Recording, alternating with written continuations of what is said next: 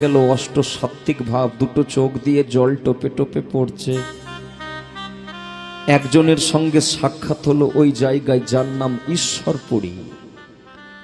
ওই ঈশ্বরপুরীর হাত দুটোকে জড়িয়ে ধরে বলে উঠেছে, আপনি আমাকে দীক্ষা দেবেন? ওই জায়গা থেকে 10 অক্ষরের, যেটা গাঁট গুনে গুনে আপনারা জপ করেন, 10 অক্ষরের গোপাল মন্ত্র দীক্ষা নিয়ে ফিরলেন নিমাই। ঘরে ফিরছে, নিমাইয়ের চোখ আরো জলে পরিপূর্ণ।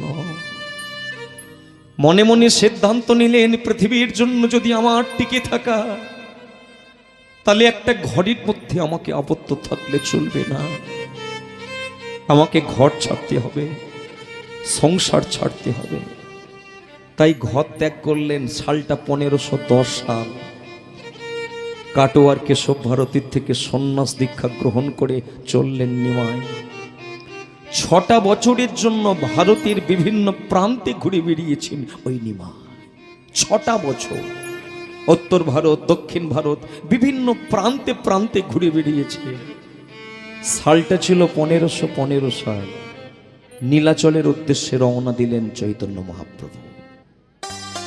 সন্ন্যাস নেবার পরে নতুন নাম চৈতন্য মহাপ্রভু নীলাচলের উদ্দেশ্যে, পুরীধামের উদ্দেশ্যে রওনা দিলেন।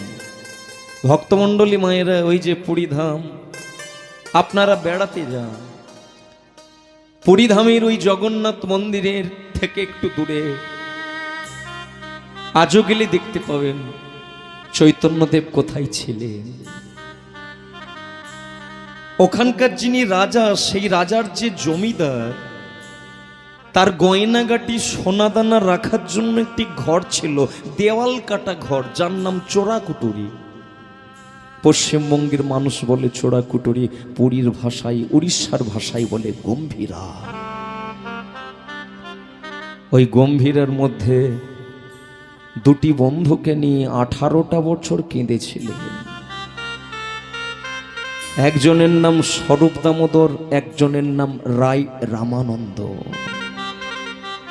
দুই বন্ধুকে নিয়ে কেঁদে কেঁদে জীবন কাটিয়ে দিলে 18টা বছর। ওই ছোট্ট কুটুরির মধ্যে শুধু কাঁদে, শুধু কৃষ্ণ বলে কাঁদে, শুধু রাধে বলে কাঁদতে থাকে। দুটো নয়ন সর্বদাই অশ্রু পরিপূর্ণ। ওই ঘরে থাকাকালীন দুইজন বন্ধু মহাপ্রভুকে বলেছিলেন, মহাপ্রভু একটা কথা বলবো, বলো তোমাদের কি কথা? স্বরূপ দামোদর আর রায় রামানন্দ দুইজন মিলে মহাপ্রভুকে হাত জোড় করে বলছে, প্রভু আপনি যে কৃষ্ণ বলে কাঁদছেন, আপনার চোখ দিয়ে জল টুপে টুপে পড়ছে, হরি নামে এত আনন্দ, এত প্রেম আপনি পাচ্ছেন, কই আমরা কেন পাই না? বলতে পারেন কি রূপে নাম করলে প্রেমের উদয় হবে? মহাপ্রভু বলেছিলেন, কোন প্রকারে নাম লইলে জীবের প্রেমের উদয় হয়, ইহার লক্ষণ শোনো স্বরূপ রামরায়। দুই বন্ধুকে বলেছিল, কীর্তন করাটা বড় কথা না, গান শেখা যায়, কিন্তু হরিনাম না। হরিনাম শিক্ষার বিষয় নয়, হরিনাম ভেতর থেকে জাগবে। শুধু 3টে জিনিস অবলম্বন করলে, হরিনাম করলে তার চোখে জল আসবে। বলুন মহাপ্রভু সেই 3টে কি? তৃণাদপি শোনিছেন, তৃণের থেকে নিচে নেমে হরিনাম গাইতে হবে।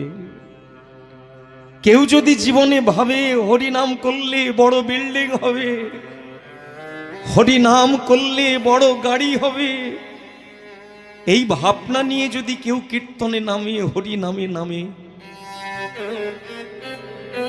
কোনদিন তার নয়নে কৃষ্ণ বলে চোখের জল আসে না। শুধু তার নয়নেই আসে যদি কেউ একবার হরি বল বলে, সকল কিছু ভুলে গিয়ে গোবিন্দ তোমার হলাম বলে কাঁদে।